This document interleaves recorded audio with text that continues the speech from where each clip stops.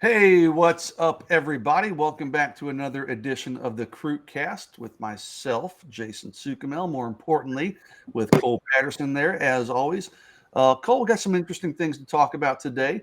But before we do that, let's do some housekeeping here and talk about Prime Shrimp, our favorite, man. Prime Shrimp. We love them because they're a sponsor, but even if they weren't a sponsor, we love Prime Shrimp.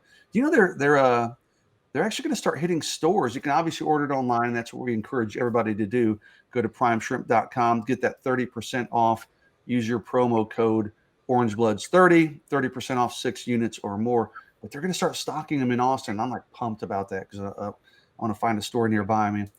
Listen, don't wait for that though, folks. What am I saying that? Just order it online. Use that promo code, save you some money. It's money back guarantee. It's fantastic. So go to primeshrimp.com. Help us out, help yourself out. Also, subscribe to the channel, like the video, do those things to get the notifications whenever we do more videos on this channel, be it the Crew Cast or the Drunk Uncle or Jeff Ketchum and I are going to start a new recruiting show, probably starting next week, I think. So we'll have more recruiting content coming on this channel. Good time to subscribe to the channel, get those notifications. Cole, we did a video last week. If I remember correctly, I was telling y'all, I think I was getting on a plane the next day, maybe to go to Vegas. So I did survive Vegas. We were talking a little bit off air. I barely survived Vegas, and not in a good way. Like, in fact, I didn't tell you, I was talking to Anwar Richardson from Orange Bloods while I was out in Vegas, and I got food poisoning, like literally a couple hours before I was on the plane. And so the flight out there was miserable. But so I did survive Vegas, but it wasn't like self-induced pain. It wasn't one of those, like, oh man, I stayed up too late partying, I barely survived. No, man, I barely survived because I wasn't. All that. Yeah, dude, it wasn't great, but it ended up being a really good trip. So, but I was able to come home, work the phones a little bit on Sunday. But you actually had an interesting weekend too. So I want to start with you. You went to the Texas State UIL State Track and Field Meet, and you got to talk to Micah Hudson, the Lake Belton 5-star receiver. He told you he had a couple visits, official visits locked in, including one of for Texas. Nicole, that was your story. Excuse me, that's your story to tell. So why don't you tell us about your conversation, interaction with Micah Hudson? Yeah, well, first, as we were talking off air, hoping for a better trip than you. Going out to Miami this weekend, so hopefully I don't eat anything bad before then. I don't Knock on wood. Don't eat a turkey sandwich with moldy cheese like I did. I didn't discover it until afterwards, but yeah, that made for a not fun experience. So knock on wood. I'm me more careful than Yeah. that. I'm not It's like raw, just eat like chicken noodle soup, nothing else for the next few days. So, yeah. Safe as possible. Yeah. But yeah, so last weekend I was down in Austin for the track meets. The big story is Micah Hudson, of course, the 5-star wide receiver out of Lake Belton. He did confirm with me that he'll be taking 2 official visits. Both are already scheduled. That first one will be in the middle of June to Texas Tech. I believe it's the 16th. And then that next weekend will be in Austin on the 23rd. That's their big weekend. And they're kind of bringing everybody in. I think Kobe Black, Corian Gibson, a bunch of those guys are all going to be in town for that official visit. So I think it's pretty big that that's the one that they circled. And he confirmed with me that's the weekend he'll be in Austin. Everything, all the smoke and everything that he talked about seems to suggest it's a 2-team race, between Texas and Texas Tech. He mentioned that Ohio State's been talking to him. He might visit up there. A&M's trying to get him in for a visit as well. Alabama, Georgia, those kind of programs. But it really seems to be Texas or Texas Tech. I think I posted on the board if he was going to make a summer commitment, I might, as of right now, before the OVs, I might give a slight edge to Texas Tech. Done a really good job with him. But I do think Texas is right up there. And if he waits, he told me he wants to wait until after the season. If that does happen, he gets to see, Quinn Ewers in the offense, maybe Arch Manning get some snaps, Malik Murphy possibly. I think that definitely will help Texas. But yeah, I definitely think it's a 2-team race between those 2 schools. Those are the only 2 OVs he has set up right now. I think that big weekend is going to be huge for Micah Hudson. He's a guy, I know you've talked to him a lot as well. He's not the guy that loves all the attention. He wants to be treated like a normal recruit, and that's kind of what he told me stands out about these 2 schools. They're treating him just like anybody else. And as long as Texas keeps that message going, he's able to see the offense and the quarterback play and all of those things. I think Texas could win out in the long run. Yeah, you know what? I'm going to echo a lot of what you said. Early on in his recruitment, I thought Ohio State was the biggest threat. Ohio State's recruited the state of Texas very well, especially at wide receiver. He talked a lot about Ohio State really early in his recruitment. They're still a factor, and like anytime Ohio State and Alabama and Georgia are hanging around, that's a little bit, concerning, if you will, something to keep an eye on for sure. But I 100% agree with you. And I've been saying this on Orange Bloods. I'm like, hey, don't sleep on Texas Tech. And these Texas fans on Orange Bloods like, no way, no player of his recruiting stature is going to Texas Tech. And I'm like, listen, man, Micah, he's an awesome kid, but he's kind of different. He doesn't get caught up in the hoopla and the spotlight. And, I mean, if anybody's going to buck the trend, so to speak, and be a 5-star player and go to Texas Tech over the Texas, Ohio States and those schools, it's Micah Hudson. He kind of marches to the beat of his own drum in a good way. I mean, not, he's just kind of independent thinker. And, his dad played there. I think, I've heard, and I don't know this for sure, but I think his girlfriend's going up there to play maybe soccer or something. And I do think it's good for Texas, Cole, that they're getting him in on the 23rd. That's their big weekend, like you said, when they're bringing in most of their kind of top targets. So most kids, you would say, okay, look, we're bringing in kind of an exclusive weekend, an exclusive event. I don't know that matters as much with Micah, though. Mm-hmm. Like I say, there's not a lot of that recruiting gimmicks and games and stuff you can pull that I think we're going to move the needle with Micah. It's going to come down to gut feel, opportunity for playing time, relationships with the coaches he's talked a lot about. Texas Tech's done a great job there. Sarkez, Chris Jackson's, really starting to build a relationship there too. But I do agree with you, man. I think it's a 2-team race. And I agree that if he commits this summer, I think Texas Tech might be the choice. Now, he's saying he's going to wait. Okay, so that's good. If you're Texas, I think that's what you want. Go ahead and have a fantastic season. Maybe that allows you to create some separation. But, I've been told there's some confidence in Lubbock that he might go ahead and quietly commit this summer and maybe not even announce it publicly.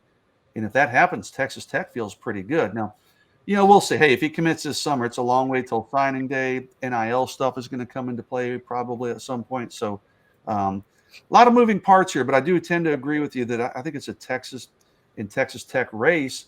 And I'm telling people, these Longhorn fans who are watching this video, don't discount Texas Tech in this one. I mean, for sure. Yeah, Texas is going to battle and roll up their sleeves and win this one. Yeah, like I said, I do think they're the favorite right now. No, I don't think it's a lead that can be overcome. I think, like I said, Texas getting him for the OV right after he goes up to Lubbock could be pretty big. But, things right now looks like Texas Tech has some momentum. We'll see if Texas can kind of swing it back their way. I was told by like a separate source there that, he does want to stay in the state of Texas. So if there's a third team that could get back into the mix, maybe it's A&M. He mentioned them.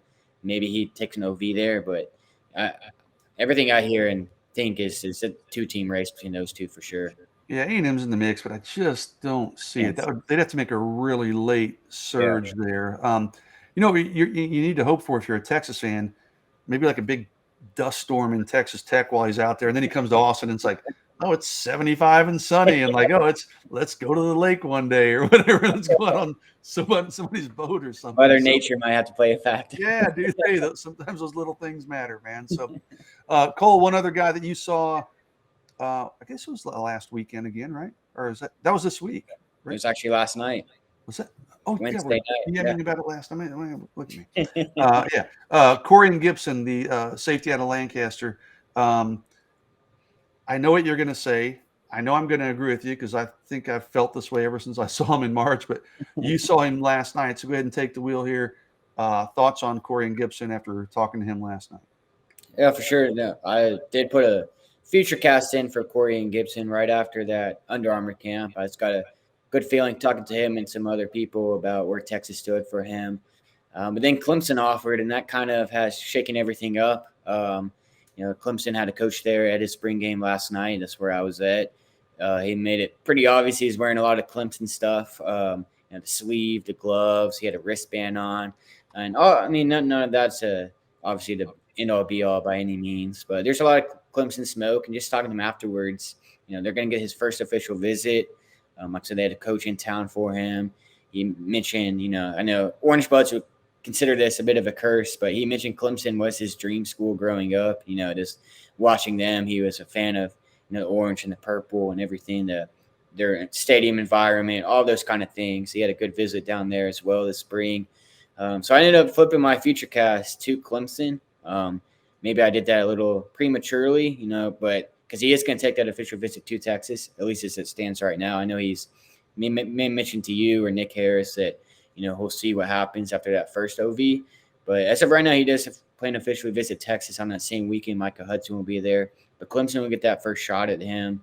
They've made him a priority. He likes his fit in the Clemson defense. That's not to say Texas can't, win out for him either. He did mention that Texas is doing all the right things recruiting him.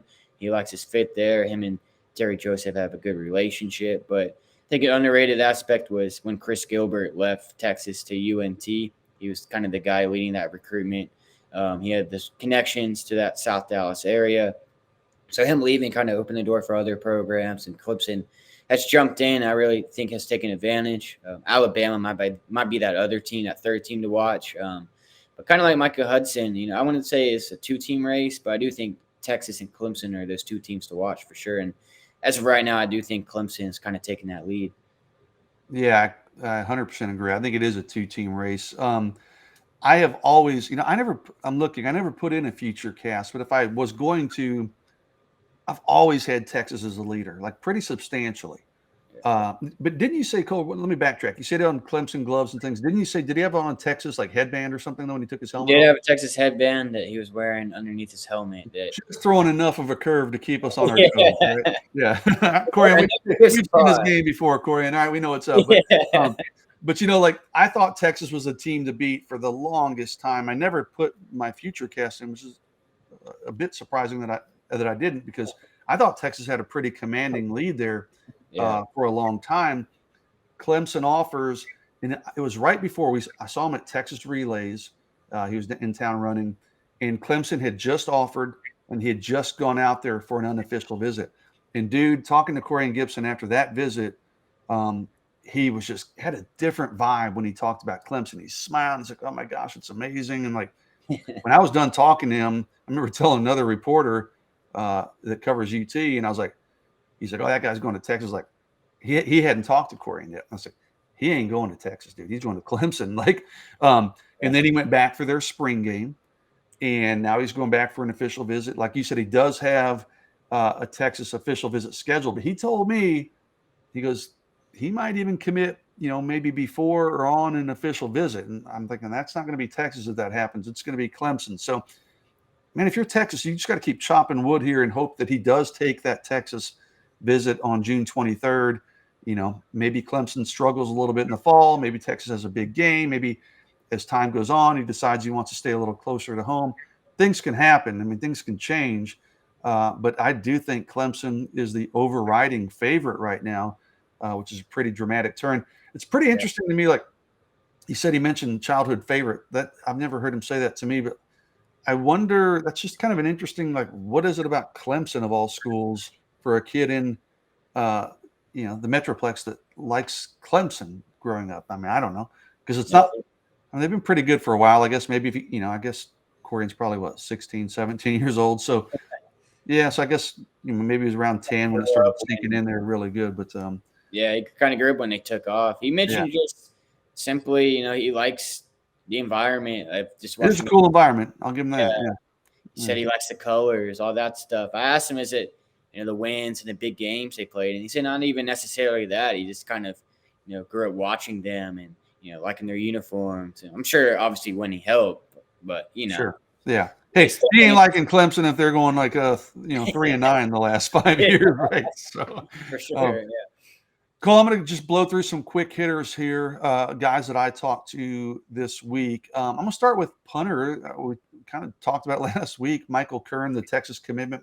I was finally able to connect with Michael Kern, and I said, dude, what changed? Because you wanted to take that visit first, and it's pretty honest. He just said, hey, man, I talked to my coach, and basically he goes, this is a great opportunity, and I as a punter, I mean, I don't know that I'm going to have opportunities equivalent to a scholarship offer from the University of Texas, because I didn't want to wait on that. someone else takes that punter's spot, and then I'm scrambling around looking for options. So he went ahead and committed. And honestly, I think it was a brilliant move by Michael Kern to go ahead and commit to Texas and lock up his spot. He'll be in for his official visit. I thought this was an interesting offer. Texas this week, or last week rather, excuse me, offered Santana Wilson. He's out of Scottsdale, Arizona, Desert Mountain. I love the Scottsdale, Phoenix area. So another guy, come on, Santana, come to Texas so I can come and see you. But vacation out there without. Yeah, man, I got all these places I want to get to. But but his dad, I knew his dad was Adrian Wilson, but didn't click. I was like, wait a second, he's in the Phoenix area. Adrian Wilson, NFL All-Pro safety. I'm like, oh crap! Like his dad was a big time football player. I think he's in the Carolina Panthers front office now. I think I just read, but anyways, Texas offers Santana Wilson. He's a long, rangy cornerback. Really intrigued by that offer. He likes Pete Kwiatkowski. He's been talking to, likes PK's history. He's been talking to Terry Joseph. He is going to take a Texas official visit, he said. He just hasn't locked anything up yet. He doesn't have any official visits set up. But, I think Texas, man, that's a winnable race for Texas. But I thought it was interesting that they're offering 2024 cornerbacks. I'm like, okay, is that related to Corian Gibson? Is it related to other people? I don't know. But they're still targeting more cornerback prospects. Bryant Westco, the wide receiver out of Midlothian. There was a lot of chatter on Orange Bloods, and I think it's been maybe said elsewhere, like, oh, Texas is really surging there because his sister at Oklahoma might be entering the transfer portal. Excuse me. I don't get that vibe after talking to Bryant Westco. He's got 5 official visits, none of which are to Texas. So he might visit Texas at some point, but I think Texas is down the pecking order there. He did tell me, he said, hey, Oklahoma's still in the mix, but he doesn't have an Oklahoma visit set up among his 5. So to me, the writing's on the wall there. If I pull it up, he's told me he's visiting in order. Actually, he's going to USC this weekend, and then he's got, go figure, Cole, Clemson, TCU, LSU, and Tennessee. Those are his 5 official visits. He said he's probably going to commit before school starts, so that doesn't give him any more time for any other official visits. So it seems like Texas has their work cut out for him there. So let me then bounce back on a high note, Cole, a guy that I think we both feel pretty good about Texas's chances. Kobe Black, the cornerback out of Waco Connolly. There was some talk that he might visit Texas last weekend. I don't know where that came from because I talked to Kobe's dad. His dad's like, that was never on the schedule. So someone reported it. Orange Bloods gets all excited, or readers do, but that was never in the cards. But, he's got his Texas official visit set up for that 23rd weekend. Pretty open, but I feel pretty good about Texas's chances there. His dad's pretty open about, hey, man, they'd like to have him close to home. Kobe, I think, is open to going anywhere. That's what his dad said. But his dad's like, hey, man, I'd love to have him close to home. His dad said, hey, if you go to UT or somewhere like that, we'll be at every game. If you go to Alabama or one of these other places, Ohio State, whatever, we'll be watching you on TV, man. So, we'd rather see you in person. But, no timing for a firm commitment there, no firm timing. But I still think Texas continues to trend pretty well there for Kobe Black. And big active recruiting month coming up in June, Cole. So we're going to hit the ground running in a couple of weeks with all of these guys. So, with that, Cole, I'm going to wrap this one up before my voice officially goes out. I'm having coughing spells here, so I don't know what's happening here. But, those were quick hitter updates, but we got to the guys that I wanted to get to. And we'll have more coverage on all of these guys. We've actually had detailed coverage on a lot of them already on Orange Bloods. We'll have more in the War Room on Thursday night on Orange Bloods. So head over to orangebloods.com. Check it out. Check out my 3-2-1 column. Check out the War Room on Thursday night. We'll have a little bit more detail and dig a little deeper on some of these guys. So, Cole, for that, we're going to put a bow on this one, wrap it up. That's Cole Patterson. I'm Jason Sukamel. Prime Shrimp, our sponsor. Thanks so much to those guys. Go get you some Prime Shrimp. Use that promo code OrangeBloods30. Get 30% off your order at primeshrimp.com. Like the video, subscribe to the channel. Thanks to Blake, our producer in the background, who made him work on this one, man, because he's going to have to splice some things together as I had some coughing spells. So thanks to Blake for cleaning up my mistakes or my issues, if you will. But everybody have a great week. Have a safe weekend. Cole, you and I will be back next week for another edition of the Crewcast. Everybody take care. Subscribe to the channel. Do it now.